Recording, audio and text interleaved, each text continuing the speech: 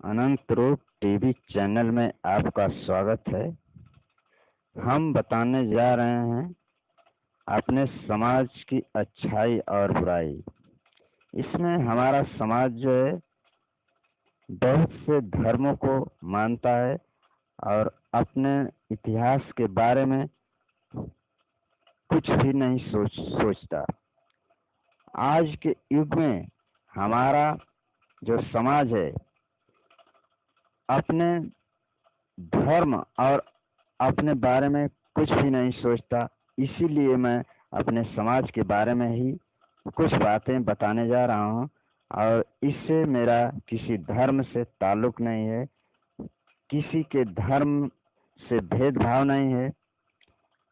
मैं अपने समाज से ही प्रश्न करता हूँ और ये वीडियो अगर अच्छी लगे तो इस वीडियो को लाइक एंड सब्सक्राइब जरूर करिएगा और वीडियो मेरी इंटरेस्ट आपको लगे तो दूसरे ग्रुप में भी शेयर करिएगा।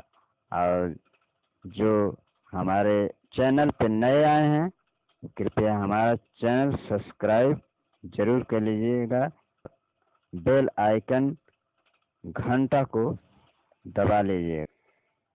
जिन शूद्रों को अपनी चौथी पांचवी पीढ़ी का नाम नहीं पता वे राम की 48 पीढ़ी के नाम गिना रहे हैं। दुख तो यह है कि ये शिक्षित शूद्र हैं। शिक्षा का अधिकार भी अंग्रेजों और समतावादी महापुरुषों की बदौलत मिला। रामायण महाभारत लिखने वालों ने इन्हें संभुक और एकलव्य बनाने के ही नियम कायदे बनाए थे। सुप्रीम कोर्ट भी मान चुका है रामायण महाभारत काल्पनिक ग्रंथ है, इतिहास नहीं। लेकिन ये तो राम की वंशावली लेकर घूम रहे हैं। जब रामायण और राम की काल्पनिक है तो वंशावली कहाँ से ऐतिहासिक हो जाएगी। ये लोग तर्क भी नहीं करते कि रामायण में जनक के हल के फल, परशुराम के फरसे, राम के बाण, रावण के तलवार आदि के लिए लोहा किस ग्रह से आयात किया गया था, क्योंकि पृथ्वी पर तो लोहे का आविष्कार होकर अभी 4800 साल ही हुए हैं और 4800 साल के ज्ञात इतिहास में कहीं भी राम रावण के जन्म और युद्ध आदि का वर्णन नहीं मिलता। मिथकीय कहानियों और सच्चे इतिहास में फर्क होता है। इतिहास के पुरातात्विक सबूत मिलते हैं, कहानियों की सिर्फ किताबें मिलती हैं। क्या कोई भक्त बता सकता है राम और रावण के राज्य में रुपए पैसे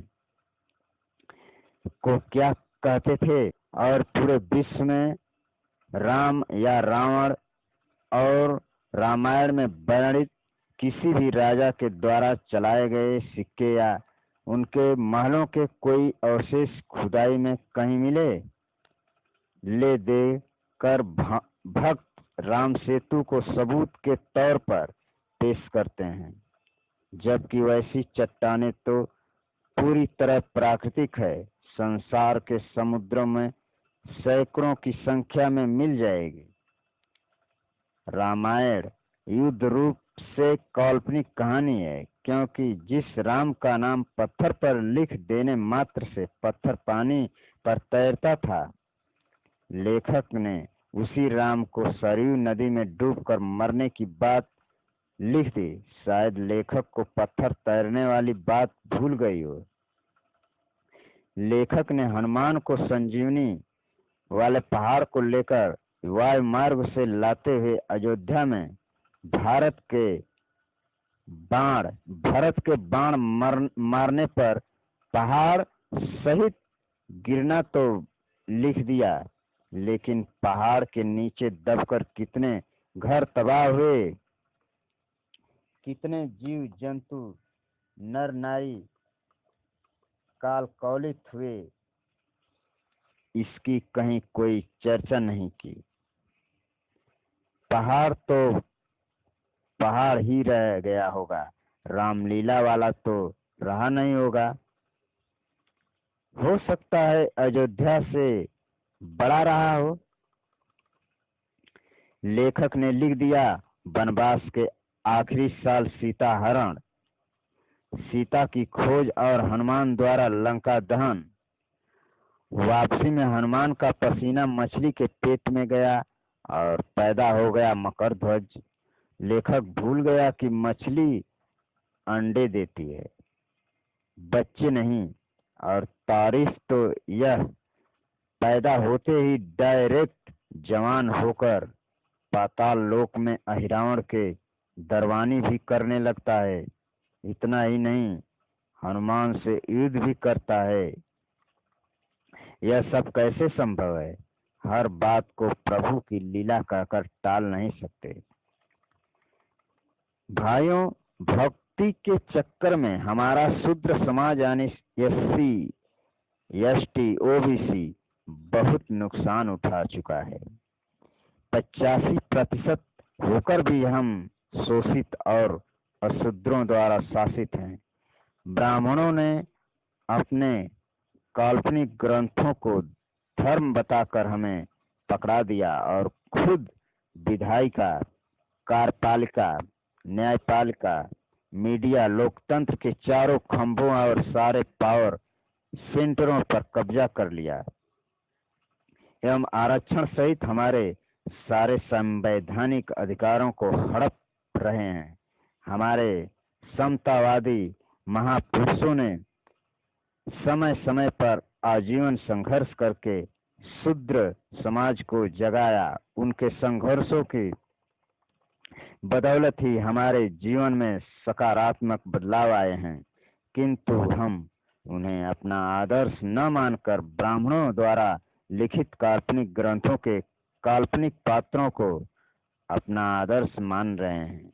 अभी भी समय है, सच्चाई को स्वीकार करके ब्राह्मणों की मानसिक गुलामी से बाहर निकलो, अन्यथा यही गुलामी अगली पीढ़ी में जाएगी और यह सिलसिला चलता रहेगा।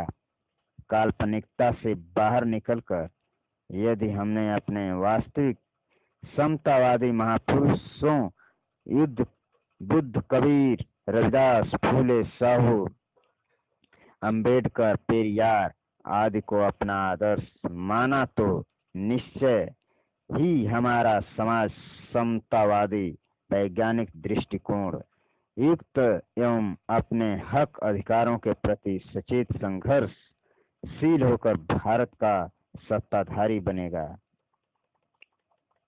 अन्यथा हमारा देश गुलाम बन जाएगा।